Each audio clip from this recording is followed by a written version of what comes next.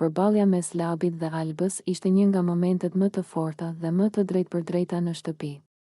Labi nuk e mbajti më brenda atë që mendonte dhe vendosi t'ia thoshte Albës pa asnjë filtër, duke e akuzuar hapur për manipulim të publikut. Fjalët e tij ishin të rënda dhe të menduara, jo të thëna në nerva, por si përfundim i vëzhgimeve të gjata. Ti po manipulon publikun, i tha ai prerë. Sipas Labit, Alba nuk po luante thjesht lojën brenda shtëpisë, por po ndërtonte një narrativ të caktuar për jashtë, duke e ditur shumë mirë se çdo fjalë dhe çdo qëndrim i saj interpretohet dhe gjykohet nga publiku. Ai e akuzoi se po përdorte tema të ndjeshme për të krijuar simpati dhe për të devijuar vëmendjen nga veprimet e saj reale. Labi shkoi edhe më tej, duke përmendur seksualitetin si një nga pikat ku, sipas tij, Alba po luante fort.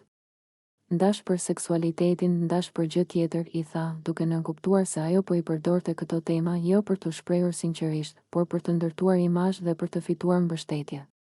Për të, kjo ishte vije e kuqe, sepse temat e ndjeshme nuk duhen kthyer në armë loje. Ti je mashtruese, ishte akuza më e rëndë që hodhi Labi. Ai e përshkroi Albën si një person që di shumë mirë si të luajë viktimën në momentin e duhur dhe si të kthehet në sulmuese kur i le verdis.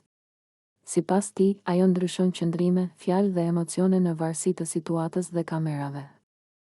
Duke e bërë të vështirë të kuptosh se kush është Alba e vërtet, Alba u përpoq të mbrojë, por fjalët e Labit kishin goditur fort.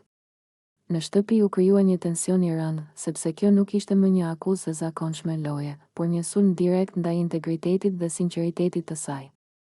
Banorët e tjerë i dëgjonin në heshtje, të vetëdijshëm se ky debat po hapte një temë shumë më të madhe se një konflikt personal. Ky moment tregoi sa e brisht është vija mes lojës dhe manipulimit.